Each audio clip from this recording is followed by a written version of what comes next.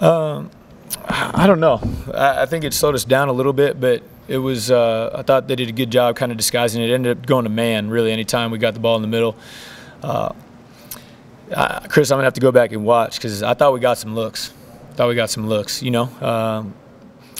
I thought we should have shot the ball a little better than we did. It's been a little bit of Achilles heel for us on the road, whether it be Auburn, A&M, tonight, you know, against these good teams on the road. If you want to have a chance to beat them, you got to step up and make some shots, especially from the perimeter. We just weren't able to do that tonight.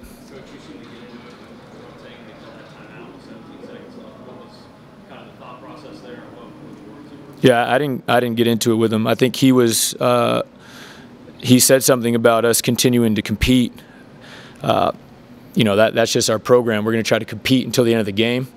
And after we cleared it up, I don't think it's an issue. I just explained to him, hey, you know, we're building our program right now as he is here. He's doing a great job. I think we're in a good spot. We're going to play all 40 minutes. I'm not going to ever expect an opponent to just lay down for us to end the game. I don't expect them to not try to score on us. And that's what I explained to him. Hey, our guys are going to play. I have no problem with you guys playing. That's basketball. I think we're on the same page moving forward.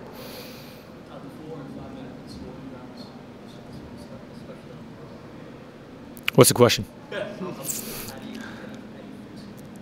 You got to make shots. I mean, Chris, like I said, like we're doing a better job taking care of the ball on the road. They're obviously a very good team. You know, they've won a lot of games, and it's a little bit, you know, just maybe a little more toughness around the rim. And when you get an opportunity, you got to step up and knock it down. But if I had a great answer for you, we wouldn't have 4 or 5 minute scoring droughts. Talked about how much success Kansas State's had this year. You're in the first year with the program. Coach Tang's in the first year with the program as well. What's the biggest challenge to kind of establishing a culture of building something like he has in K-State? Yeah, I think Drum's done an awesome job, obviously, you know, beating all these teams that they have. They did a really good job of putting a group together that's old. You know, Keontae, obviously, great player. But even like Bebe, you know, he's a 5th-year senior. A lot of these other guys are transfers, older guys. Naquan Tomlin, JUCO transfer. Cam Carter, Mississippi State transfer. Masood, who's been amazing for them, you know, over the conference play. Another older transfer, Desi Sills. I think he's a 5th-year guy as well. You know, so that experience, they're tough. I really respect what Coach Tang's done and the way their team plays. And, you know, we have some younger guys with the exception of Colin and Kyle and MJ. We're playing a lot of sophomores and younger guys trying to build up our program that way. And there's no right or wrong way to do it. But, you know, again, it's just building that toughness, that togetherness. For both Jerome and I, we have, you know, we might have some older guys, but we have 13 freshmen in our programs, right? Guys that haven't been coached by us before. So trying to instill the different areas of our program that are really important to us. For example, for us, defending is something that we've stressed a lot. We've become a pretty good defensive team. And you just got to kind of build it that way. But, again, what they've been able to do here in a short period of time is really impressive. Coach, I'm curious your thoughts on Big 12 SEC Challenge. I know it's going away. This was your first year here, but just kind of placed in the middle of the conference. Just Yeah. kind of what are your thoughts? I would have liked a home game. No, I mean, listen, I like competing, man, and an opportunity to go up against a really good team like Kansas State on the road is a great challenge for us. I thought it was a great opportunity for us. We'd been playing really well.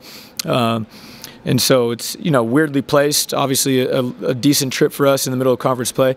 But, you know, I kind of like it. You know, we play the ACC next year, I guess, moving forward. So we'll have something similar to this with probably a little shorter travel. Yeah, I thought so. You know, to the best of their abilities. You know, obviously a very unique situation, someone that they care a lot about and spend a lot of time with. And it was unavoidable for us, you know, in terms of having this matchup. So with all of those variables in the mix, I thought our group did a good job, you know, just not allowing it to affect them too much from a mental perspective.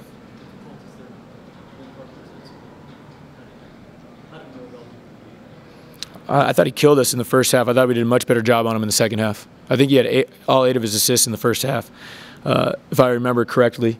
But he's turned into a really, really good player. I didn't know much about him last year. I just know he wasn't as efficient as he's been this year.